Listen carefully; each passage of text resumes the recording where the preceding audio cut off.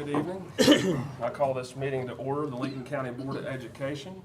We are meeting in regular session. Today is Tuesday, August 25th, 2026. It's 6 p.m. and we're at the central office in Hamlin. This is a meeting of the Lincoln County Board of Education in public for the purpose of conducting the county school system's business. There's a time for public participation during the meeting as indicated in the agenda item, public comments. This meeting is being live streamed and a video copy of the meeting will be on the board's website within 5 working days. At this time, I'd like to ask Board Member Gaines if he'll lead us in the Pledge of Allegiance. I pledge allegiance to the flag of the United States of America and to the republic for which it stands, one nation, under God, indivisible, with liberty and justice for all. Thank you, Mr. Gaines. That's awesome.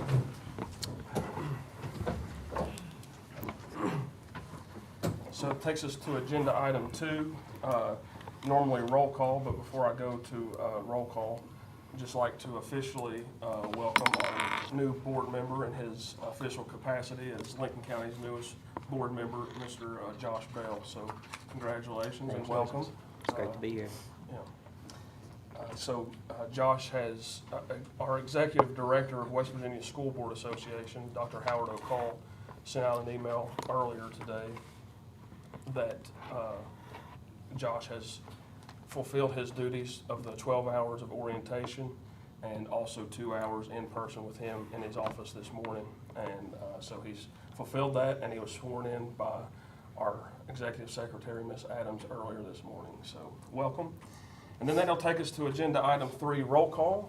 With us this evening, we have Board Member Gaines, Board Member Cartwright, Board Member Mosteller, Board Member Bell, and myself. Now we'll move to agenda item 4, public comments.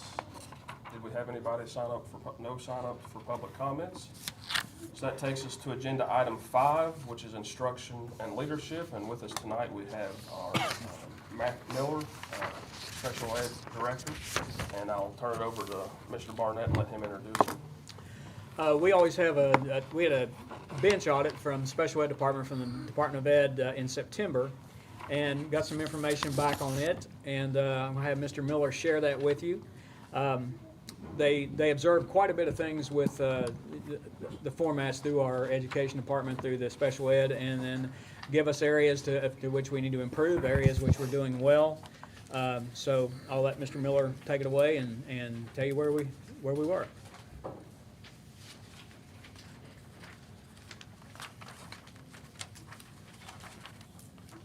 just go ahead and pass this out to you as well. This is just something I'll be talking about briefly. Just take one pass. Yes. Yeah. Thank you.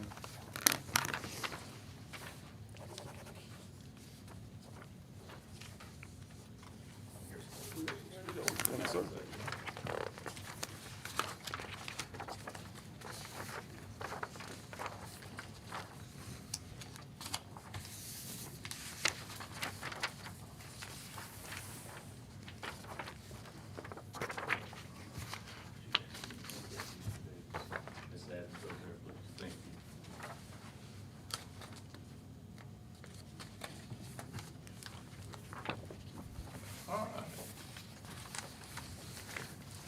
Good to meet you guys. I haven't had a chance to talk to everybody.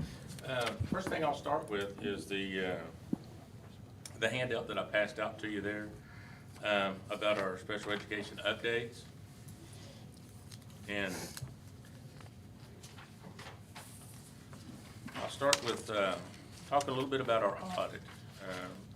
We got the luck of the draw, I guess to say, last school year. Right at the beginning of the school year, we were only in school just seemed like a few days, and the Department of Ed audited us. So in the scheme of things, it actually was a pretty good audit. We learned a lot about what we were doing and some areas that we needed to improve on. So basically just some things on that first page there from our September audit back in the fall. Some positives when they came and visited our schools. So at this time they came and they visited 3 schools, and they randomly select 3 schools. They talked to the principals, staff, students, they go into classrooms, do observations. They ask lots of questions. They check to make sure that, you know, our self-contained classrooms have the cameras in them. If our restrooms have audio, so they check all of that. So it's a big ordeal. So when they came, some of the positives that they mentioned was interaction between student to student and staff to student. They noticed that our students were respectful, and that we had a friendly staff. Student work was displayed. There were good engagement going on in the classrooms. In the hallway, they did observations of staff being in the hallway, kind of monitoring things, teaching with fidelity. And that's one of the things that Mr. Barnett says all the time to everybody. So that's some good stuff when they see it. So we know that, you know, things that he's telling everybody, it's trickling down, so that's good. Diverse leadership teams within the schools, classrooms organized. They felt welcoming to them. They observed what's called SDI, and that's a big push from the state right now, and it's specifically designed instruction. They observed that. They observed the use of data to place students. So on the positive note of that, you know, folks are using data to make decisions, which run the school, how we help our students. Good use of documentation forms on the special education students. My office, we sent out a variety of things to make sure that everybody's doing what they need to do. We do what's called verification forms, where they have to check and make sure that the IEP matches the schedule. What's in it has to be, you know, over to related areas that folks are teaching, whether it be like OT, PT, speech, and so forth. So all that was a positive. Some things on the next page that they identified that we needed to improve. We had a few classrooms that had their classroom schedules up, and you can't identify a classroom as a special education classroom anymore. You could do that years ago, but it has changed since then. So, you know, little Johnny has third grade English. It should say on the door, you know, Miss Atkins' class, third grade English. So that was one thing, and there was just a couple of schedules that we had to fix on that. Cameras in self-contained classrooms. There was a couple areas where the corners of the classrooms were not visible. We tried to readjust. Our fix to that is we're adding new cameras to be compliant with that. More students working on grade level material. Even though they did see a lot of things that were good going on, they noted that that was an area that we needed to continue working on and improve. The 9 weeks assurance form, and basically that's just saying that the teachers are looking at the IEPs and saying that they're providing the services every 9 weeks that's listed on the IEP. So if Johnny needs extended time, then on their form, it'll say extended time, and they would sign off on it that they gave him extended time for that grading period. Scheduling students for intervention. We were doing a pretty good job at that. They wanted us to improve that. We are working on that. Actually, we had a meeting today where we looked at school schedules and making sure that any areas that we needed to work on, we're doing that. We'll create a countywide EBIS plan, and that's a positive behavior intervention system that each school should have in place. Our schools had them, but they wanted them to be a little better than what they were. So each one of our schools have worked over the summer and just before school started back. We did different trainings. Each school now has a positive behavior team and things in place. We actually reached out to Marshall University, and they had a couple folks that came in and worked with us on developing the plans that we needed to help our kids.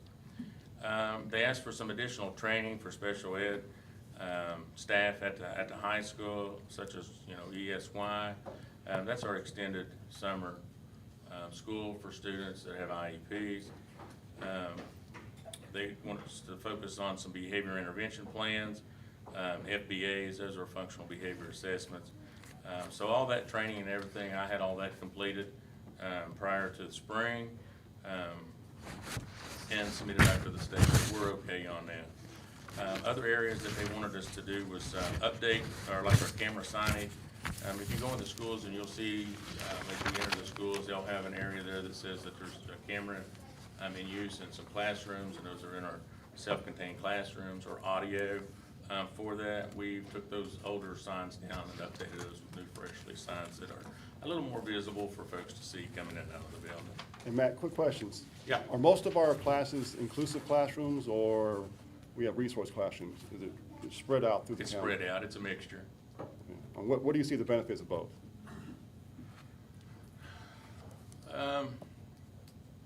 If a kid is really struggling and need a lot of one-on-one, then the self-contained classroom would be the route to go. If kids need a little bit of help, then, like the co-teaching classes, move those kids and steer that direction. And that's one of the things that we've been looking at this year and focusing on, moving more kids out with the general ed population, and then providing support for those.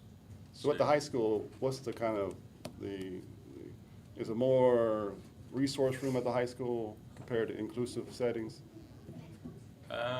More co-teaching going on at the high school? Yeah, we've added some different co-teaching situations at the high school this year than we had before. There's something I have in here, I'll mention in a minute, that I added an extra halftime teacher through a grant to kind of help us be able to offer extra co-teaching classes to help our kids. So, if you look at the next page, it's just basically our county enrollment. I wasn't sure if you guys had looked at it a lot, but this was from last week. I pulled these numbers. These are by schools where enrollment are, and then out from that, we're looking at the population for students that we serve for special education. In the far right-hand column, that would be the percentage of IEPs per building. County total population, as of the end of last week, 2,441 students. Out of those students, 729 have an IEP. That's about 30% of our population countywide. Now, it sounds like a lot for our county. If you look at the other counties within the state, their population is running just as high as ours. Mr. Miller, is Midway included in that 30% Yeah. average? They're not on the list here. Yeah, they They're are, combined with it's Midway. all under They've Duval already pre-K combined the eight. number? Okay. Yeah. Yeah, when the schools come together, it's all under that. Okay. Compared to last year, how many more special education students do we have? Well, the unique thing is that our numbers have been running pretty consistent. We've been running around 700. We've got a few new students this year that transferred in, probably about 20, 25 kids are in that neighborhood that's bumped our population up. Now, what's affecting us the most is that when you look at the overall picture of kids, and we're losing kids to homeschool. So if you've got a class that, let's say, has 20 students in it, and 6 of those have an IEP, and then you have 3 kids that leave us and go homeschool, that drops that percentage of that classroom down. So now you got 17 kids in that classroom with 6 IEPs instead of 6 for 20. So it changes the percentage of the classroom, and I'm gonna talk about that just in a second. If you'll look at the next page, I broke it down and I pulled out the speech-only kids. 18% of our population that have IEPs are speech-only kids. The other 599, 82% of the kids in our county, or 599 are academic IEPs. That means that they're academically needing help, whether that's in a co-teaching class or self-contained or resource class. So that's where the bulk of our kids fall at. Countywide, we're averaging about 30%, and what drives these numbers is the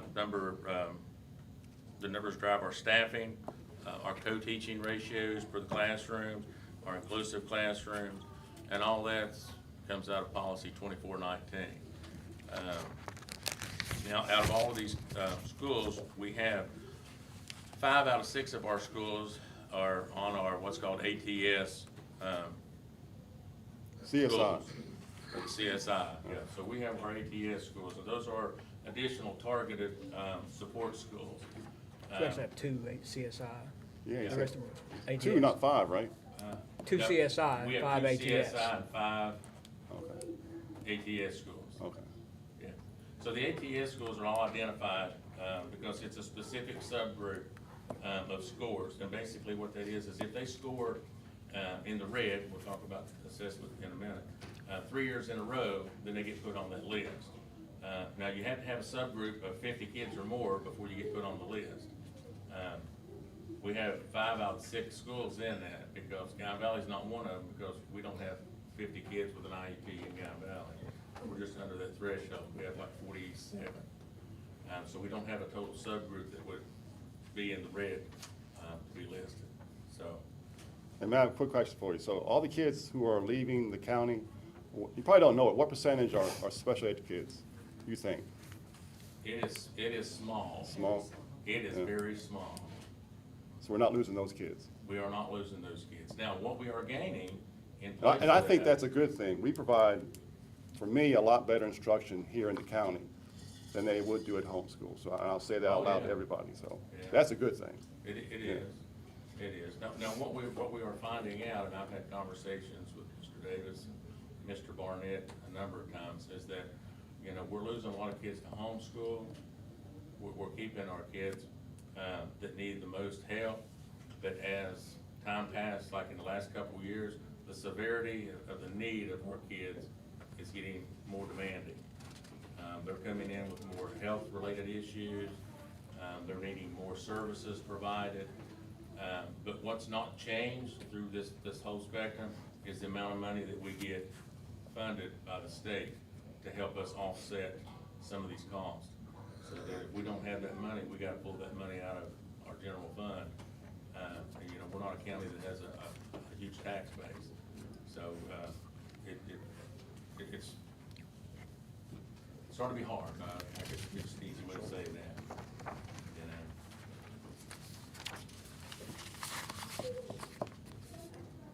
Couple things that I wasn't sure if you guys knew a lot about, and I wanted to touch base on that. We started inclusive ratios. Now, these are our classrooms. We have, there's 2 rules out there about how we staff classrooms. You've got a 30% rule and a 50% rule. Now, your 30% rule is in a general education classroom. It's when a student's IEP calls for services in a general education classroom. Now, there should be no more than 30% of that class may have IEP. So, 3 out of 10 kids in that class.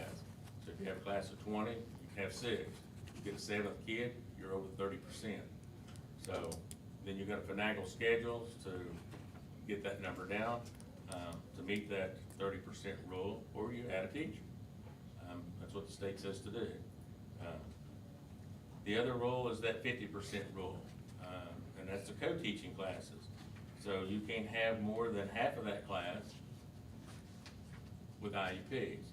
And now when you have a co-teaching class, you have 2 teachers in there. Typically, it's your general ed teacher, and then you'll have a special education teacher in there. That's where you get the co-teaching name comes from. The general ed teacher teaches the content, the special education teacher provides the accommodations and so forth to help that student be successful. Those are 2 things that we have to think about. On the next page, this is another thing that's kind of hit us hard in the last couple of years, is we've had to add additional staff. Just because of certain things that I mentioned there before. We have new kids coming in, we got, our general ed kids leaving without IEPs. It's changing the ratios, kids coming in, we have more needs. So, in a couple of years, we added 7.5 teaching positions. And that was just due to our population. As a result of that, with our kids, we had to add 12 additional support staff. Itinerant bus aides, classroom aides, to meet the needs of our kids. So that probably equals like $1 million. Is that right, Mr. Lucas?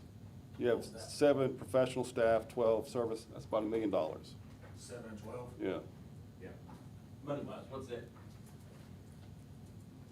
About 1.2 million. Yeah. So that's every year. Now, this year, we've been fortunate, with some flexibility and some new laws that have been passed, where we're able to move folks around. to help out with need, because that's what that's intended to. So if we got one school that has a need and needs somebody, but we've lost kids at another school, then you can move that personnel to the school to help out. Now, that's been a big help to us this year. Personnel season, or for professional on that side, and also on the service, to being able to move our aides around to help out where our need is the most. So let me ask you this question. So your budget has not increased by $1 million? My budget has been the same for, well, this is my 4th year in this position. It has not changed. And I can verify that, Ms. Oh, I believe you 1,000%. It's not changed a It's bit. been the same. But the need of the kids have increased. Yeah, I agree You know, 100%. So, we do have more kids that need speech, we have more kids that need OT. We Yeah, he's have- not talking about all the healthcare related Oh, yeah. expenses And I'm as well getting, for these yeah, I'm poor getting ready to kids. say, Yeah. we have, what, 4 new students this year that from April to May over the summer now come back, require, nursing services, that we didn't have before. Luckily, we've been able to, utilize the staff that we have to take care of these folks. But like I said, as things change, our kids' needs are changing, and the money's just not, the state's gonna have to realize that at some point, that we're gonna have to do something.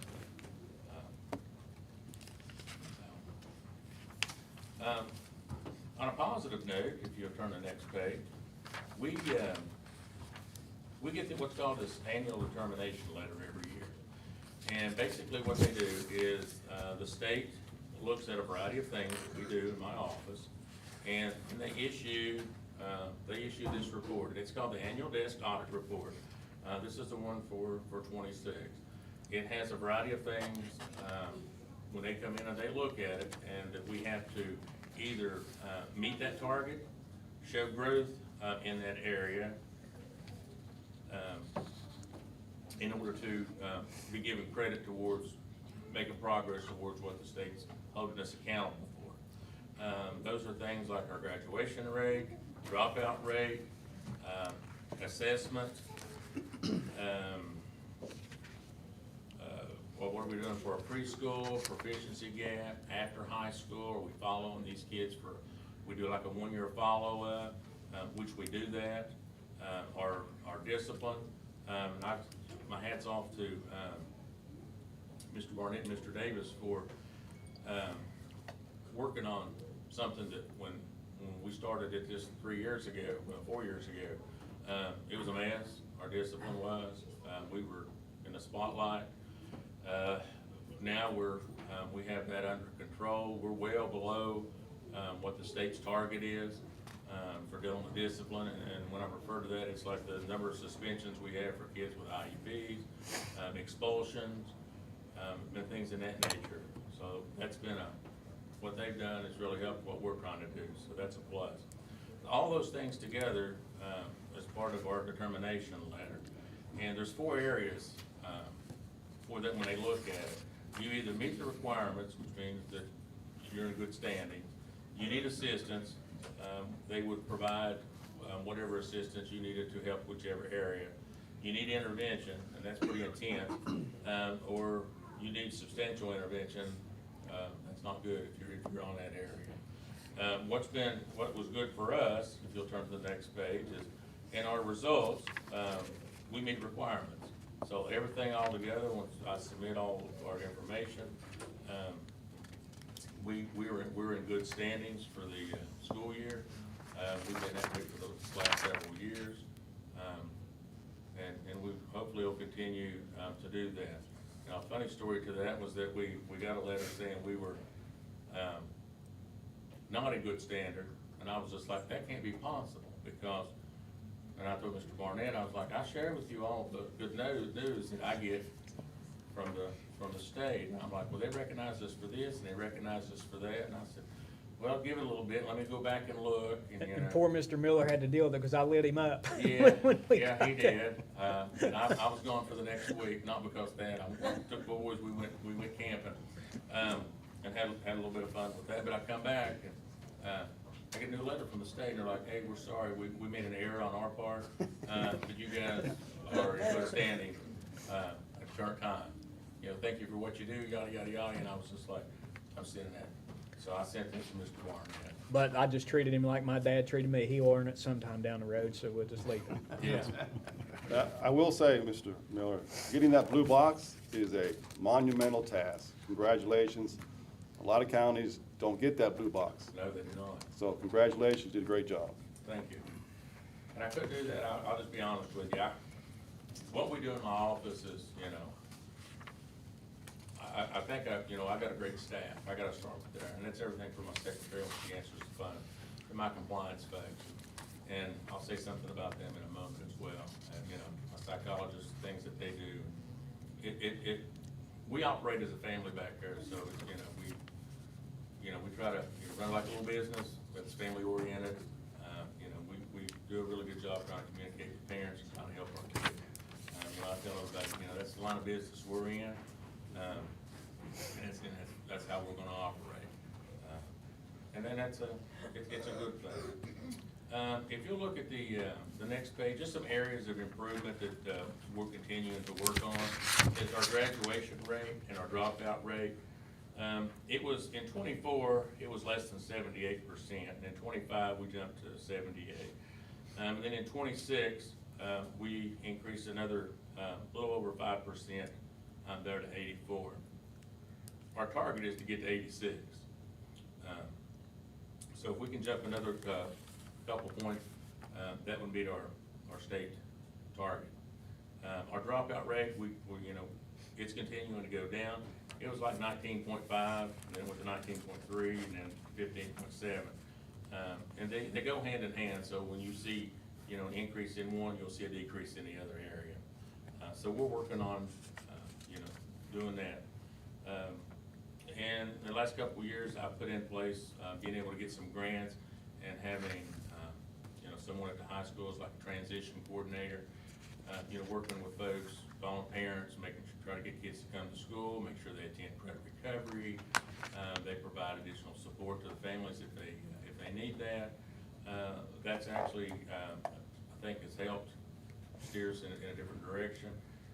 And then on another positive thing is this year I've got a grant for a little over $51,456 to put in place to add an extra halftime person at the high school. And with the money left over from that, I'm looking at adding an after-school supplementary position for that. And possibly that person could also help work with credit recovery to try to get our kids that need that additional help or additional support can be there for those students so they don't get discouraged. Because a lot of times, they don't see the light at the end of the tunnel. And then they get discouraged and they think, well, I'll just go ahead and drop out. That's the easy way to go. But we're trying to put a few things in place to help with that. Other things that we're working on that assessment performance, when it comes to participation, like in terms of our kids showing up and taking the test for the state, we're gonna have like a 95% participation rate. We had 96, so we were in good standings with that. That goes into part of our annual desk audit report as well. But one of the things that we need to continue working on, and that's our currently we're below target on our proficiency rate, and that's in our areas of math and English. On the couple pages I passed out to you there when I first got started, this is just an example of where we're at in the last year with our testing. Mr. Gaines had inquired me to share some information with you about our testing, our assessment. And the first one's ELA. Try to break it down into the levels there that you guys could relate to. Everything to the right, level 3s and level 4s are good on our part. Those are the areas that we are either meeting at grade level or that we are exceeding in grade level. So at 3rd grade, we had 8% of our kids, 4th grade 10%, 5th grade 10%.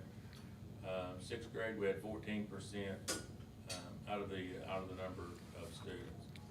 Some things that we are putting in place to try to help continue this because we have seen growth. And I think Ms. Shortridge will talk to you a little bit later on about some additional assessments and benchmark testing and so forth. Is that we use a program, our ASHLOC program. One of the wonderful pieces of it is that it has a component in there called corrective reading. And it's a research-based intervention program for students to read and to comprehend. So it helps you learn the reading. Once you get the reading, then you work on the comprehension skills. And that's where a lot of our kids, get at and they struggle with. We're making a lot of progress with that. Now, we implemented that in K-8, our special education classrooms a couple years ago, and we are starting to see growth. So we're hoping to continue that our testing numbers next year will be better. Because basically what's going on is the students move through the program from level A. So if you start off at level A, you're a beginning reader. We have a lot of students that have moved now to levels B1 and B2, and we have some students that no longer need that corrective reading.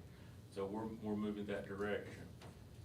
We started 2 years ago where students were placing in kindergarten reading mastery at level A, and now we have most of the kids have moved to B1 and B2 are tested out. Ms. Shortridge and I were looking at this data end of last week and earlier today, so we can see that things that we have in place are gradually moving kids where we want them to be. And Matt, quick question. How many of our special ed teachers are not certified? Are they all certified? Are we missing any long-term subs that are not certified? Yeah, we have several. That's more of a personnel. Kenneth could probably answer that question. We currently have 3 long-term subs that are working in special ed positions. The rest of them are either in the alt certification program or they're fully certified. Those 3, are they candidates for the alt certification? They are, we're just trying to get them Okay. in there, yes. The goal is just to move those folks on, everybody. Yeah, absolutely right, We can yeah. get certified folks. So on the corrective reading program, I know Dion does a lot of training, you and Joni do a lot of training. All of them trained on corrective reading? Yes. All right. Yeah, and I think that's where we're starting to see, now, what we have noticed, is back to what Mr. Barnett always says, folks that take this by the horn and implement it with fidelity, we have seen the most success with those teachers. We just gotta get everybody on board going in that direction. And you got Dion and Joni working there, so They are making I'm totally confident a big they'll push the right buttons. Yeah, they're making progress. The next one's just our math scores through middle school, kind of where we're at. On those, the scores run from the bottom up. F is actually 3rd grade, E is 4th grade, D is 5th grade, C is 6th, B is 7th, and A is 8th grade on those, if you want to know how they printed that out.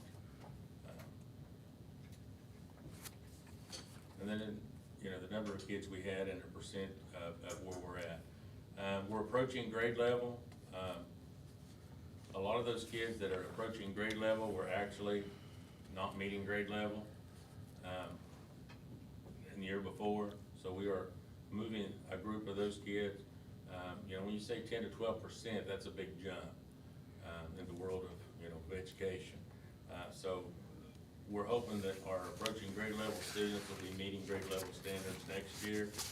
And then our meeting grade level standards will be those kids that jump and move to our exceeding grade level. So that's what we're hoping to head to. That's our direction. You gotta have a vision and try to get everybody heading in that direction and get to that same spot. So that's what we're trying to do. We'll continue focusing on our instructional interventions, our progress monitoring, and work towards closing the gap for these students. And then I mentioned to you there a moment ago about the grant that we got. Other things we're looking at, because financially we gotta be responsible, make sure we're making those good decisions, and cutting our costs, but still providing those same services to our students. We're working to do that. We've been working on some new contracts with folks. On a good note is the state has pushed out that we all have to request proposals from folks now. So it becomes a bidding for, contractors to get your service. So that's been a little help to us this year, because we've been able to utilize the same services, but at a less cost. We're better utilizing our aides, and then I mentioned a moment to you about moving some staff around to help us with that. On the next page there, the one-year follow-up, that's a big thing as part of our annual desk audit. We were in the 70s. We had eventually progressed and moved into the 80s, which we met our target this year. We were our response rate, we were at 100%. Post-school outcomes are 82.5, which is all well above our state target that we're identified that we have to meet, and that's part of what my compliance manager Shannon Watts does. She stays on folks and make sure that our kids are responding and getting out. And the good thing is that we have a lot of these kids that we keep track of. We realize now that some are going on to college. About 17% are entering the workforce based on the area they went through a CTE program, and then the others have been lucky to find a job, but it may not be in the area that they had maybe take some classes from high school and trained for, but they are doing something other productive. So my hat's off to her for helping with that. And then our big thing is our indicator 12, and that's our West Virginia birth to 3 group. So we have Mr. Ross, she's our compliance manager, and Jenny Bird. They do a wonderful job. We have 30 referrals that came in. They made sure everything was taken care of, all the paperwork was done correctly, submitted, timelines are met, and we were at 100% on that. So we got a nice letter from that. And these are some of those things I shared with Mr. Barnett. And then when I got that letter that says, we're not here, and I was just like, oh, wait a minute. They're sharing all this positive stuff with me, and then, we get this other letter, so, it's kind of awkward.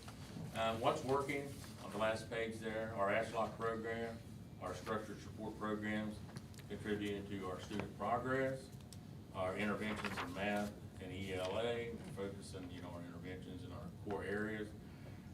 Assessment growth, something that we've known, and Ms. Shortridge and I were talking about this earlier.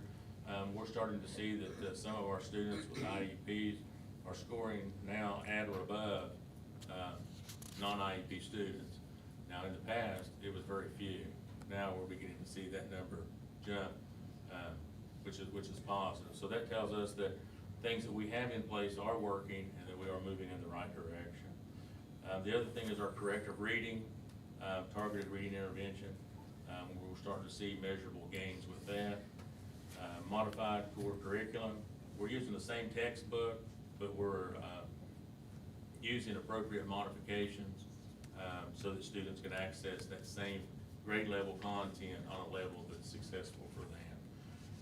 And then my compliance managers in the back, they're providing ongoing training and support to staff with any of the new changes that the state pushes out to us that as a district we have to do.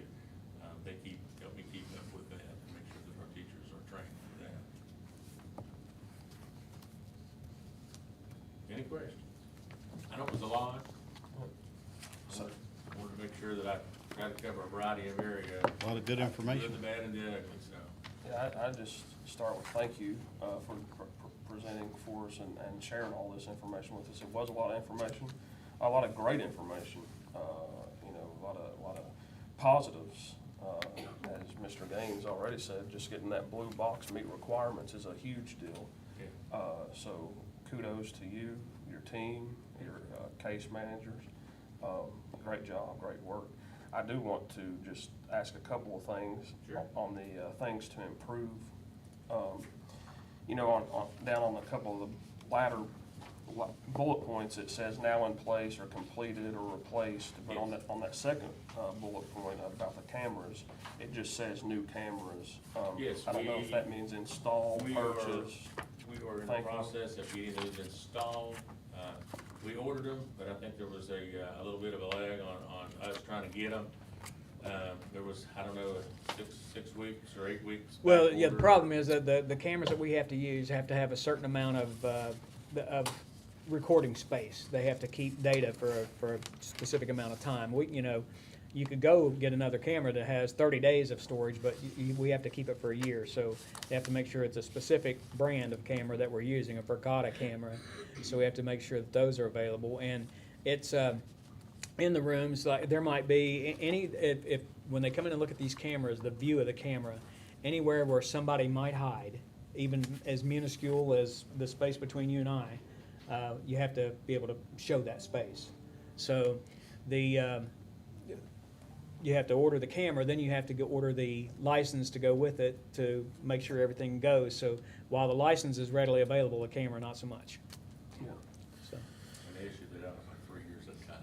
Yeah, and that's fine, I just want, I didn't know if we were in progress with that, to meet that, Yeah. so it sounds like we are, so We're we've in already. progress, Yeah. yes, to get that in place. And then my other one on that, things to improve, is that 9-week assurance form, and I'm just going based off of what you were explaining that, it sounds like every 9 weeks, the instructor, the teacher is supposed to kind of verify or sign off that they have been following the IEPs. Yeah, yes. Okay, so that's on this things to improve on, so my question is are they being lazy and following up on the 9-week thing, or are they not following the IEP? Well, what kind of happened was when they came in we called it one thing, and the state changed the name, I was calling it the 9 weeks assurance form. So when the staff was talking to our monitors during the audit, they were calling it one thing, and they're like, but you don't use this, and they're like, we do this, which we were doing that, but it's on a new form. And now everybody has access to that, so we've trained the staff to use that form. So it's partially just not knowledge It or was, knowing? it was partially clerical. Okay. It was, we're doing this on this form, but it should have been on this form. Yeah. Okay. Kind of like a new revision form that we need Yes, to fill out. Yep. yes. Sometimes things change, but then the communication doesn't get all the way down No, it's good, thank to you. us. But we were doing something, which they did give us, positives on the forms we were using for documentation and all that. And I shared that with them. I was like, we don't call that the assurance form. She's like, well, we have a new tab in Weavis, and you click here, and they showed me where it was at, and I said, we're gonna be using that then, so we're gonna use this form. Well, good, thanks, I appreciate you explaining it. I just, if it was on the things to improve on, it meant Yeah. one of two things, either the educator wasn't following through on their end, well, either end, actually, either they wasn't following the IEP, or they weren't saying that they followed the IEP. And the good thing about, that you're doing that is if a parent ever questions, then you've got some documentation to say these are the accommodations on the IEP. This is what I've been doing this, 9 weeks, to show that the parents that, you are following the IEPs. And sometimes things happen, and we caution teachers about this every year. When they go in and read the IEP, and Weavis and check that they've read it, and then the IEP team has a meeting with this student, and they make even the smallest adjustment in an IEP. When it goes back in electronically, it flags that as if that teacher never read the IEP in the first place, so they have to go back and do it again. So we've cautioned teachers and retrained them on that, because it might show up that this teacher has not read their students' IEPs when they've actually read every one of them 2 or 3 times. Yeah. Well, That's the great thing about audits too, right? We often dread audits, but they're also useful. Yeah. yes, It gives us information that we need to know, absolutely. so that's a good thing. That's all the questions I have. Anybody else? I don't have anything. I appreciate it. Good to go, Matt. Okay. Thank you, Mr. Miller. Thank you. Thank you. You're welcome. So that takes us to agenda item 6, approval of the minutes. Make a motion, we approve the minutes. Motion by Mr. Mosteller, I'll second. second by Mr. Cartwright. Mr. Bell? Yay. Mr. Cartwright? Yay. Mr. Gaines? Yay. Mr. Mosso? Yay. And Mr. Wilson is a yay. That carries 5-0. Takes us to agenda item 7, consent. Looks like we have items A through H. Golly. N. N. A through N. I have a couple questions about a couple of these. Call your attention, Mr. Barnett, to items C and L. Okay. A couple of these providers, it looks like we're paying mileage. Is that, can you explain that? Is that the way it reads, that we're paying them to get from their location to us and back? It is. It is. Unusual, isn't it? No, not for these services, it's not. Well, maybe in a school system. Right. So that's what gives me a little bit of pause. If they were going to a patient's home Mr. or Miller, still there? Yeah. anywhere else, mileage does not have a billable code to insurance. It seems, we're picking up some of their operating expenses. And one of these cases, we're paying $125 an hour potentially for them to travel. The other one is $100 an hour. I know that company's based out of Huntington, so I'm just doing the math, and if I'm not questioning the services they provide, I think they're great. Our students need them.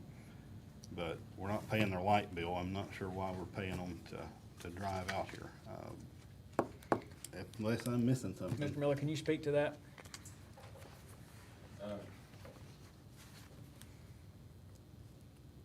They charge us, like if you come out and work individually with the kid, $125 an hour.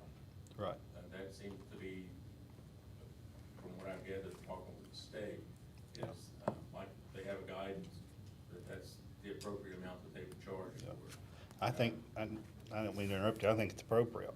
Yeah. I think if they're coming out here, it's worth every penny. My problem is, we're paying them an additional hour to get here and an additional hour to drive back. And I don't know, it doesn't sit well with me. Is there anything preventing us from reaching out to these companies and I think we did that with the RFPs, the request for proposal, and that was this is how they came in. I'm sure it's standard in a school system. Yeah. Because, and listen, I'm gonna be blunt, they know that these are grant-funded monies and, probably people don't ask questions, but I think we need to know, at least in one case, the rate they're charging for when they're working with our students is $100 an hour, and they're charging us $100 an hour to drive out here. Are they over-evaluating what they're charging for mileage, or are they undervaluating what they're charging to work with our students? Because I can't think of a scenario where it's worth $100 an hour, they put a value on that to work with a student. But then they also say it's equally as valuable for our hour driving out here and driving back. I think the underlying thing is here is everyone knows it's grant money, so we're gonna I feel the school system is getting taken advantage of by paying a therapist. We're paying their operating expenses. Yeah, I can't speak too much on the hourly drive time or anything. Mr. Miller done RFPs, but one of the problems he has is, a lot of vendors that provide these services anywhere. Specifically, example would be speech services that we use DTC for. We've asked, I think, at least 4 retirees if they would be interested in doing contracted services for speech, and all of them told us no. At some point in the past, you're kind of just, from what I can gather, you're kind of just backed into a corner a little bit. State Department did send out a feeler to a bunch of other counties, actually all 55 counties, to get a vendor list so that we could use that to reach out and try to procure these services. But previously, it was kind of looked at as a professional service, similar to legal fees, attorney work, accounting work. You don't have to bid those services. If you get a price from an accounting firm and it's, say, $150 an hour, you feel comfortable, that's standard, bring it to the board, you just do that. So in the past, that's how these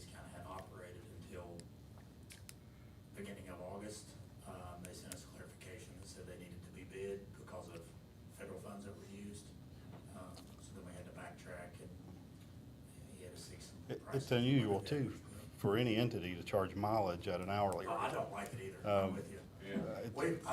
I'm sorry. We've created new forms to see, I wanted to know when they're in the buildings, how many hours they're in the buildings. I wanted those forms to be sent. Unless they're driving out here in a Humvee, $100 an hour is not, just unreasonable. That's gas and a steak dinner on the way home.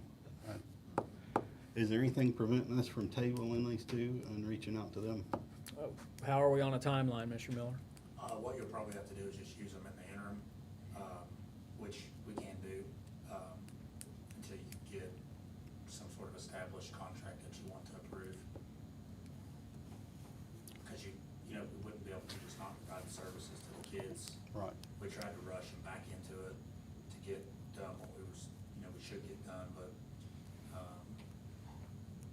we would probably have to do it on an interim basis until you could get it clarified and get Sure. a new contract. I don't want to do anything that pauses services to a We student. tabled it when we were up at Harts, we tabled it then because we found out we had to get competitive bids, through an email like that day, that Yes. evening, that email came Yes. through and said we needed, that's why I asked y'all to table one up at Harts. And so, once we got the competitive bids, this was the best that.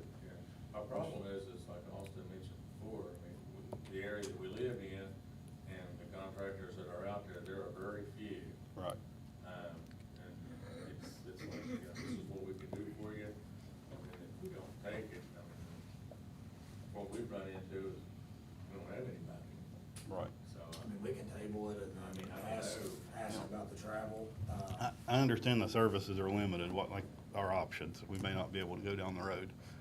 But it also needs to be noted here that they're taking advantage because they know this is grant money and, people don't question it, so, that's my feelings on it, is we're picking up another company's operating expenses and overhead. I'm gonna make a motion that we table C and L and have Mr. Miller and Mr. Barnett reach out to these companies and, it may be standard in a school system, but it's not standard anywhere else in the world. No, Did you say L? C and L. Okay. Motion by Mr. Cartwright to table items C and L. I second. Second by Mr. Gaines. So when we're talking tabling, we're still providing the service, right? In the until interim, yeah. In the Just- interim, but until, okay. These memorandums need a little tweaking.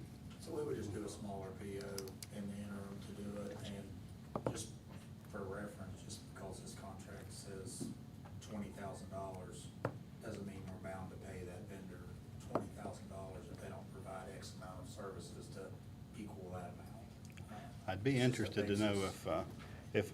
if all of our surrounding county school boards, I'm sure the language is the same.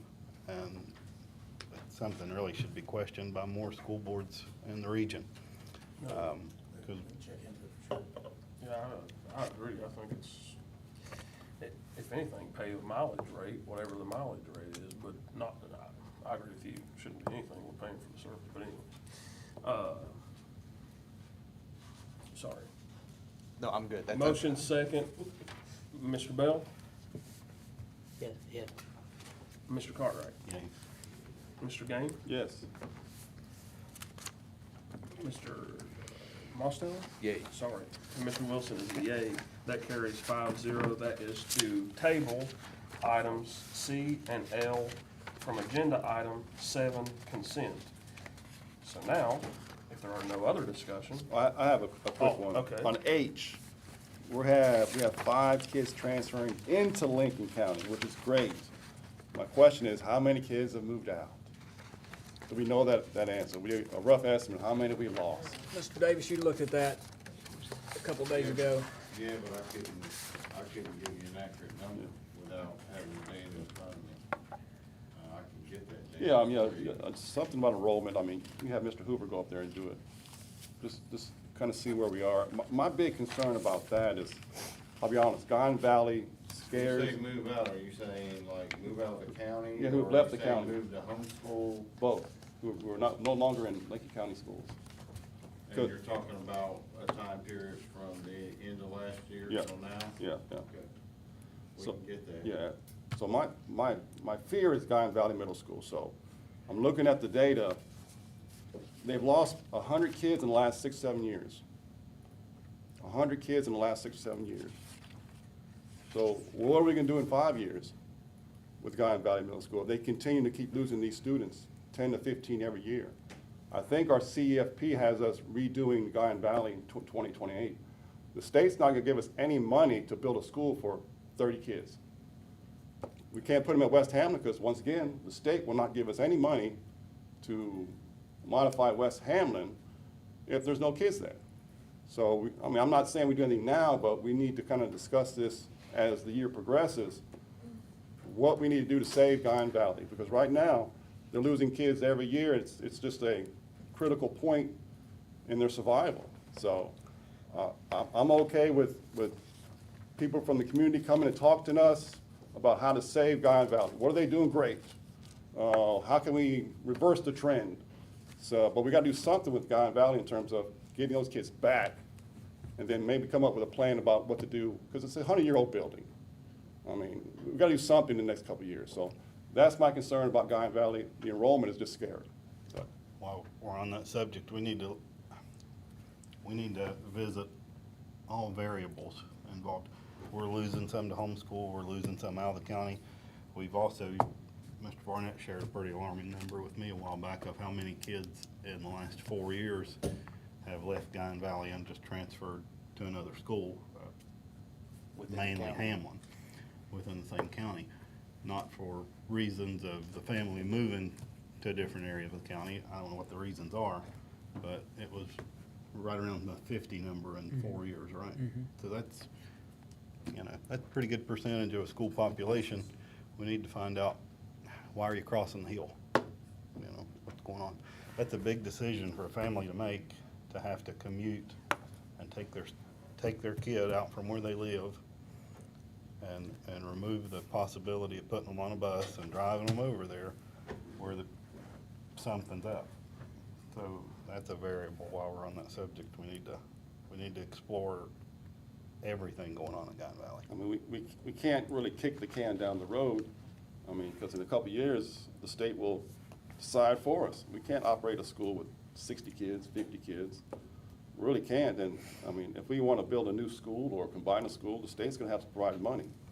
And once again, they're not going to provide any money if enrollment tanks. So I'm all for doing anything we can to get those kids back at Guyan Valley.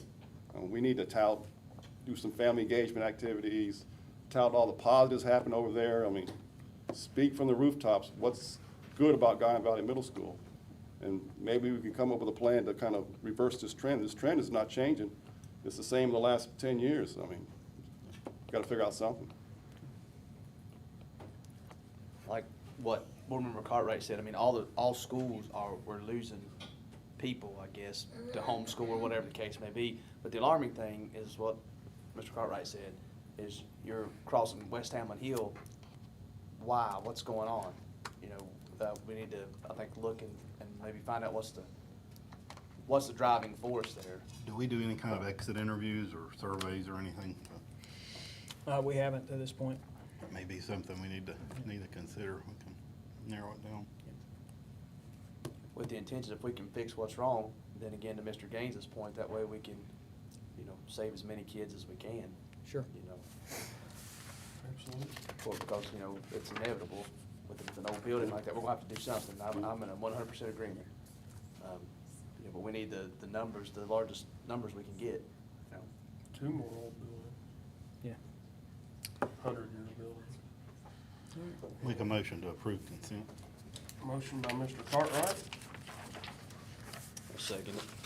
seconded by Mr. Mosteller. Mr. Bell? Yay. Mr. Cartwright? Yay. Mr. Gaines? Yes. Mr. Mosteller? Yay. Mr. Wilson is a yay. That carries 5-0. Takes us to agenda item 8, allowed and authorized payment of bills. I'll make that motion. Motion by Mr. Cartwright, I second. second by Mr. Gaines. Mr. Bell? Yay. Mr. Cartwright? Yay. Mr. Gaines? Yes. Mr. Marcel? Yay. Mr. Wilson is a yea. That carries 5-0. And next on the agenda is agenda item 9, personnel hearing. And with us, we have Heather Lucas. And I'd like to just start by asking, would you like for this to be public or in executive session? Closed or public? It's fine to be open. To be open? Yeah. Okay. All right, well, with that, then I'll turn it over to Ms. Tyree. Okay, good evening, everyone. I'm Ms. Lucas, we've already talked earlier. So this is a couple of things I'm gonna explain. First, I wanna tell you that this is controlled under West Virginia Code 18A 2-7E. So we call it a hearing because we don't really know what else to style it as on an agenda. But this is not a full evidentiary hearing. This is not what we do in RIF and transfer season where we call witnesses and cross-examine people and do things of this nature. Basically, and I've given you all a copy of the code section, it's the document I have marked number 1. It basically is telling you that the employee is gonna be provided an opportunity to appear and state the reasons that they object to what's occurring. We don't swear people in, there's no opportunity to cross-examine, there's no rules of evidence or anything like that. It is a very informal proceeding, okay? So that's the first thing we wanna keep in mind. Second, I just wanna tell you how we got here. Basically, due to enrollment changes, an ECAT position needed to be abolished. Ms. Lucas is the least senior ECAT, so when that happens, her position is, we're allowed to move, she's considered a surplus personnel under the code. We are allowed to move around surplus personnel to needed positions. So as an example, if we have an ECAT in a classroom and unknown to us, the enrollment in that classroom drops significantly, we no longer need an ECAT in that classroom, then instead of paying that person to be in that classroom all year when we don't need them, the legislature has allowed us to be able to move that person somewhere where they are needed. Now, because we didn't do it during personnel, RIF, and transfer season, because we didn't know about it, that's the whole thing about this code section. It's unrelated to 18A4 regarding RIFs and transfers. It's totally separate own code section, and it's basically related to when we don't know during personnel season that this is gonna happen, we're given the opportunity, once school starts and we see what we're actually gonna need, we're given the opportunity to reassign anyone that we deem to be surplus. And that's what's happening here. Ms. Lucas is the least senior. There had been some concern voiced that she was concerned about losing her ECAT seniority. Now, she will not lose her ECAT seniority. She's multi-classified as an aide and an ECAT. So she's not working outside her classification, she's multi-classified. Because we didn't know that we would need to reassign her during RIF and transfer season, her salary is not being disrupted, her benefits aren't being disrupted, she's staying in the same building. She's basically just going from an ECAT position to an aide position, but she is keeping her seniority, her salary, and everything. So it's really, it's a great thing that was created for school districts, because years ago, if you didn't do it during RIF and transfer season, it didn't matter if no kids showed up that next year. You were stuck paying those staff. And someone figured out that, it'd be better to give counties the opportunity to reassign people if we determine that they are surplus. Now, reassignment has to be based on seniority, and that's why Ms. Lucas is unfortunately affected, because she is the least senior ECAT. But again, she's not losing any salary, benefits, or anything like that. She's simply gonna be working in the position of an aide this year in a different classroom in the same building. So that's how we got to where we are. What she is allowed to do now is tell you the reasons that she disagrees or she doesn't want you to approve this request prior to your vote. But like I said, there's no witnesses, no cross-examination, we're just talking. So what I think that I would request is I'll just turn it over to them. They can tell you the concerns that they may have, and then we will turn it over to us, and Ms. Atkins will tell you the reason what the numbers were involved or what have you that led to her being considered surplus in that building. Any questions? What was the code, that's different than 18A-4B? This code section that controls surplus personnel is 18A-2-7, and the section is E. And basically, that code section is something totally different. It's in her packet. Oh. if you wanna It's in see the packet. Oh, I'm sorry. Oh, no, that's okay. I didn't have. Oh, go ahead, I'm sorry, Jim. I think page Okay. 3 maybe? Yeah, I have it. 18A-2-7. But if you wanna see 7. the whole code, it's in there. E. And it's basically, that section is strictly about reassignment due to student enrollment. That's it. It has nothing to do with preferred recall, transfer, any of this. It's only about reassignment when there is surplus personnel.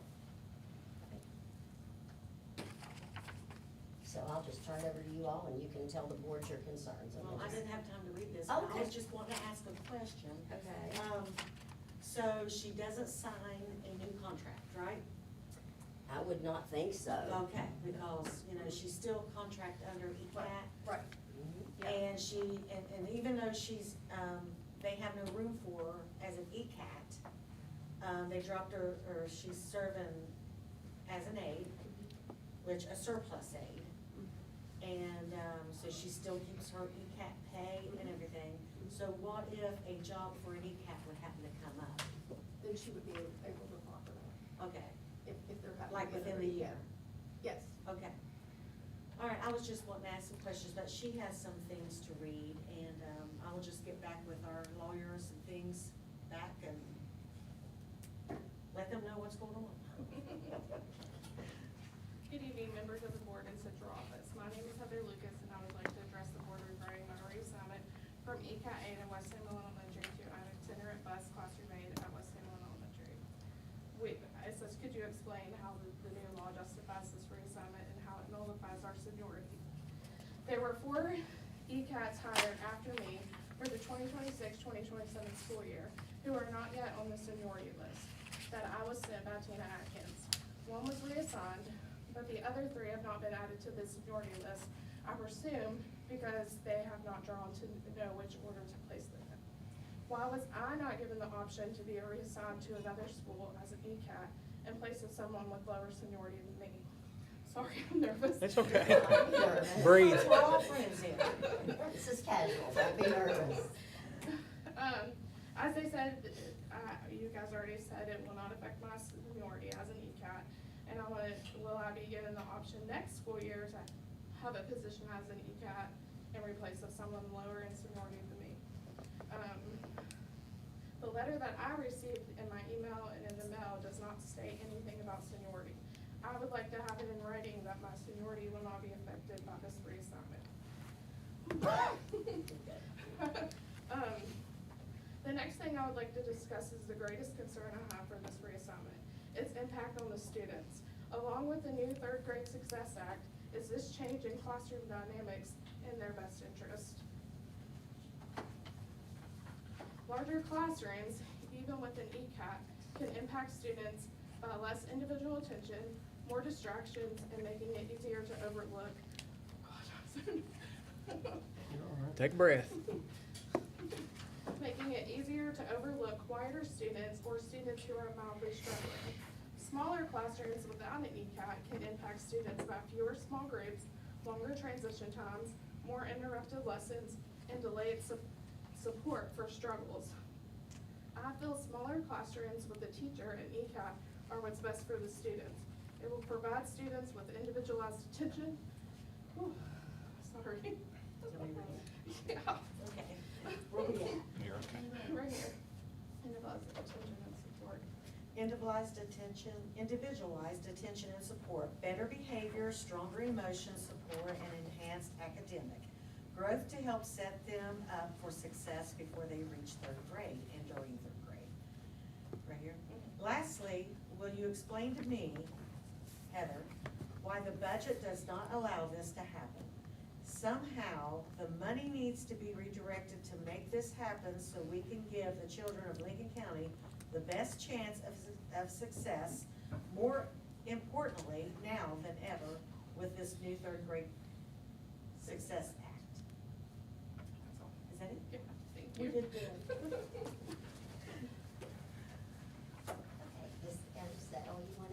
tell the board? Okay. Okay, so what I'll do is I'll just turn it over to Ms. Atkins and ask her if there's anything she would like to offer the board in explanation about class numbers and things of that nature. Go ahead, Ms. Atkins. In the packet that you have, if you go to, I believe it's the second page, you'll see a copy of what we were using whenever we went through personnel season. At the top, it'll have January the 13th to 2026. So those are the numbers that we had to look at to determine whether, how many teachers, ECATs, things like that we were gonna need for each of the classes. So when you're looking at this, you've gotta remember that the second grade kids were in first grade. So if you're looking at the first grade numbers for West Hamlin Elementary, we saw that we were gonna have 58 kids. Well, if you look at the next page, as of August the 10th, if you look under West Hamlin for the second grade, there are only 53 enrolled. So we had a drop of 5 kids. So at the time when we thought we were gonna need the third ECAT position, we had a higher enrollment. So once we saw that the enrollment was gonna be less, that's when we went ahead and made the decision that we only needed 2 classrooms with ECATs and 1 classroom without an ECAT. If you look at the front page, it kind of explains the student-staff ratio. So for example, 1 classroom would have a 12-to-1, 12 students to 1 adult. The other 2 classrooms would have a 10-to-1 because they would have 2 adults. And then the other classroom would have 11-to-1 ratio. So the ratios are, the adult to student ratios are gonna be the same, even with not having the extra ECAT in the 1 class. Now, one of the concerns was class size. So if we had 3 classes for that grade level, you would have a total number of about 17 kids in a classroom. This way, we have 20 kids in a classroom of 21, and a classroom of 12. So again, if you go back to the student-staff ratio, the 2 classrooms with a larger class size actually have a lower student-to-staff ratio. What was your first question? Oh, if you don't care. Yeah, it's, there were 3 people hired after me that have not been on this, are not on the seniority list of it. Right, Because because- I'm drawn, but why was I not offered one of those positions? Okay, so if you go to the code, what's in your packet, so the 18A-2 says that if we are removing a position from a school, it has to be the least senior person in that position. You are the least senior ECAT at West Hamlin Elementary. Now, if it was regular RIF season, yes, those other people would have been RIF before you. And the reason they weren't on the original list that I sent you is because their start date didn't start until August the 11th, and then they had to draw, and they have 30 days from that date to draw for me to be able to put them on that list. They are coming on the 31st to draw because state code says we must have the service seniority list out September 1st. So they're coming August the 31st, which is within the 30-day window, so that they can draw. But that's why I can't move you to to another spot right now. It's because it says it has to be the least senior, and Mr. Miller had talked about special ed and needing aides and things like that. If we didn't move Ms. Lucas to the aide position, we have to hire another person. So we're gonna have to bring in somebody else from outside, pay an extra person if we keep her as surplus in the ECAT position. So if we don't transfer her to this position, we have to hire an extra person, which is gonna be more funds that's gonna have to come out of the budget. What was your second question? I didn't bring it up. She wanted in writing that her seniority Yes. wouldn't change. Yes, we can do that, yes, because, and I have the code, here, hold on. West Virginia Code 18A-4-8G. Melissa, do you wanna write that down? Yeah. Okay, 18A-4-8G. It's about multi-classified service personnel. So it's a multi-classified school service person facing reduction in force in one job category keeps their employment in any other categories that they hold that same classification title to. So you're multi-classified as an ECAT and an aide.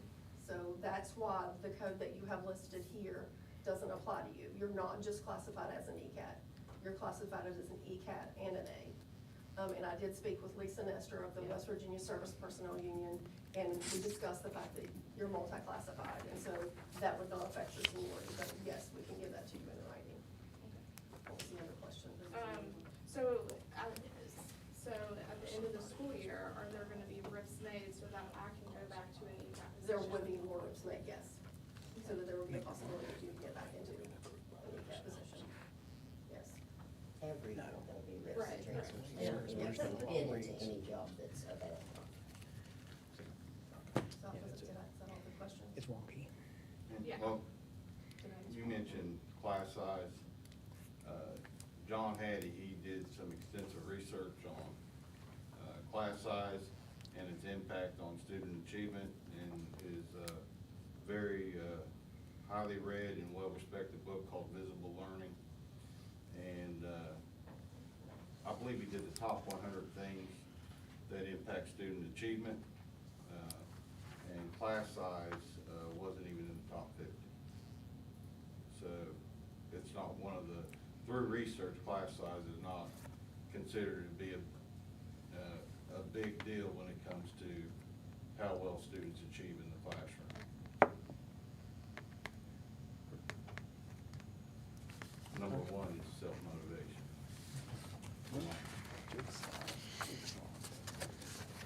So then she'll be able to go back during RIF and transfer season because it falls under, it's a different criteria because it's a different, you're operating under a different code during RIF and transfer season, Right, correct? So, yes, so it's a okay. different code So this is than- basically just for this year. Right, and there are people that are under, will be under her Right. on the.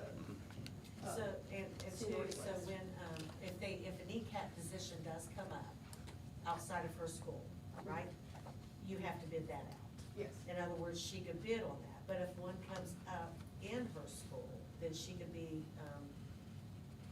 what's it called, whenever you're Preferred recall? no, that's. Lateral move. Yeah, Lateral move. yeah, lateral move, yeah. okay, like within her school, Right. because it's within her school that she had to be moved. Right, Because you did away with the position. right. Okay, so Reinstated. even though Yeah. this isn't Is that what it's called? true, Okay.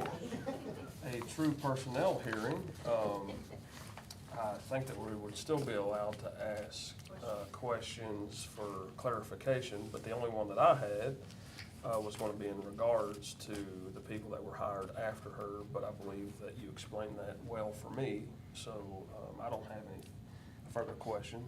That was my only question as well. All right, well, Ms. Lucas, I thank you for coming tonight, and Ms. Tyree and Ms. Atkins, and Melissa Lawrence. Melissa, thank you for coming and being part of this. That takes us, after the personnel hearing, that takes us to agenda item 10, personnel.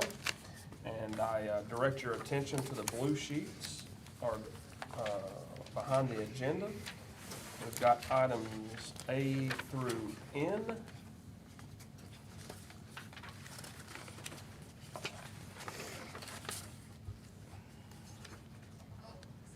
Make a motion to approve personnel. Motion by Mr. Mosto, I'll second. second by Mr. Cartwright. Mr. Bell? Yay. Mr. Cartwright? Yay. Mr. Gaines? Yay. Mr. Mosto? Yay. And Mr. Wilson is a yay. That carries 5-0. Takes us to agenda item 11, superintendent updates. Okay, just a couple of things. Had a reporter come out last week, maybe week before last, and we went out to the Duval site. And I showed her all through the site. She did an interview, and it was on Channel 13, I believe, WCHS. And then she reached out to me again yesterday morning, or day before yesterday, and said that after her story came out, that she had gotten a lot of messages from parents and grandparents in that area saying that I had taken the money out of the budget for the playground, that there wasn't going to be a playground. And I said, Miss, I said, if you remember, the last thing I said to you as we left the building is, here's where the playground's going to be. So I don't know where that's coming from. The playground equipment, actually the surface is there, all the borders are there, the fence posts are up, the equipment's ordered, should be installed by September for the pre-K2 or pre-K3 playground. 4 through 5 should go in during the winter. If all planets line up and the weather cooperates with us, we're moving the equipment from here. Once these kids move, this equipment will go up there. The older kids, the 5th, 6th graders, will have outside, and the 5th through 8 will have a great big concrete pad with the possibility of a pickleball court. There will be basketball courts up there. Then they have a huge field that there will be wiffle ball, softball, kickball, whatever they want to do. So there's plenty of adequate space for those students to play. So I don't want anybody thinking that's the case, because it's not. But you know, if I got on Facebook and said I'm 5'10", that doesn't make me 5'10". So, you know, that's just wanted to try to, you know, put that mind at ease there. The next thing too is, you know, there's just a myriad of things that happen that come out. You know, it's a year-long process to close a school. Many things have to happen. There has to be public hearings. There has to be tons of data gathered. It is a very lengthy process, and not something we just, you know, hang out here in the parking lot and decide we're going to do. It's a big process. Right now, there have been no talks of anything like that. You know, one building in particular, they're talking about us closing. We just put $4 million worth of air conditioning in it, paved the parking lot, and they're building a new kitchen. Another note, the funding and the hearings for the Duval Pre-K was in 2020.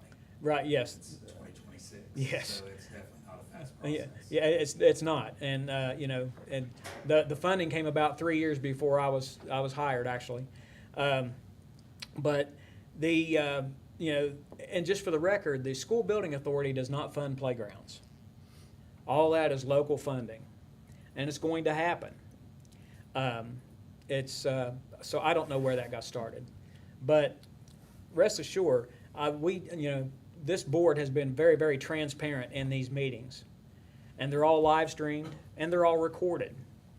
And I think I've said many times during these meetings talked about a playground that was going on. So I just wanted to try to put that out there. On another note, the Duval building passed the fire marshal test today, so that's a huge step toward opening. So we're very excited about that. The building looks gorgeous. We still have some site issues that we're working through, but we'll get that taken care of. The technology's going up. You know, all the data racks and things of that nature. The bleachers are going in. The fresh coats of paint are on. It's just gorgeous. So we're very excited about that. Hamlin Kitchen project's coming along real well. It's going to finish within the timelines that we asked them to. They've run into some problems, but they've worked through them very quickly. Our maintenance crew has been diligent because they're doing a big part of it with plumbing and electrical, and they've been very diligent about getting it done. The two companies are our guys and Dan Hill Construction have worked very well together in terms of being able to coordinate services and things of that nature to make that happen. So that is really exciting. Part of the SBA request this year, I requested earlier on a needs assessment for an elevator replacement refurbish at the high school and got turned down. Well, ironically, we had a cook get stuck on the elevator today for about an hour, and the fire department had to come and get her out. So I'm going to ask again. So you know, it needs help. The elevator needs help.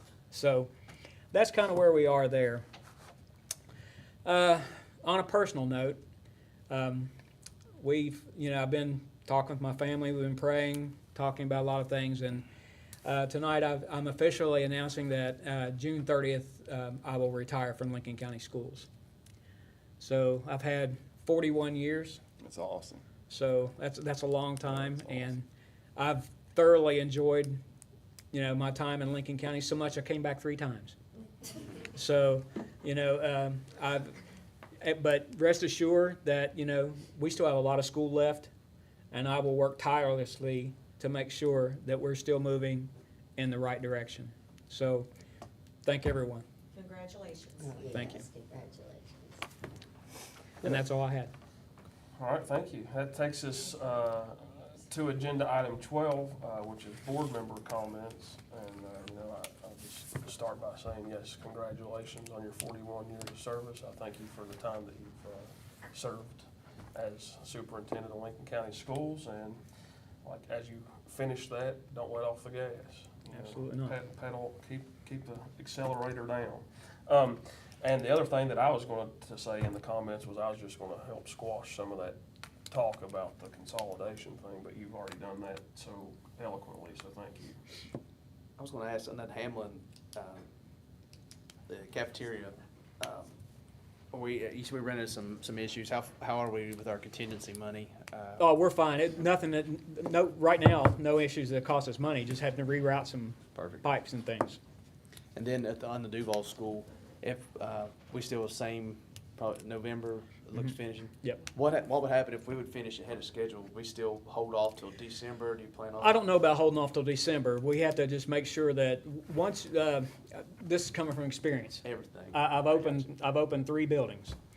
And you have to make sure that everything is 100% operational, because the worst thing you want is to get into a building and then have to shut it down while construction crews come in and fix something. So all the systems will be run in, if lack of better words, be run in to make sure we can get what we're doing. But when we can move in there efficiently and safely and everything's up and running, that's what we'll do.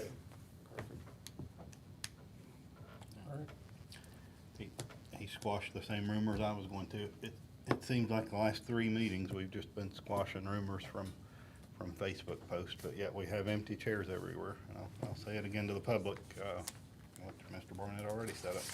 If it's on Facebook, doesn't mean it's true. And the best way to know what's going on is come to a board meeting.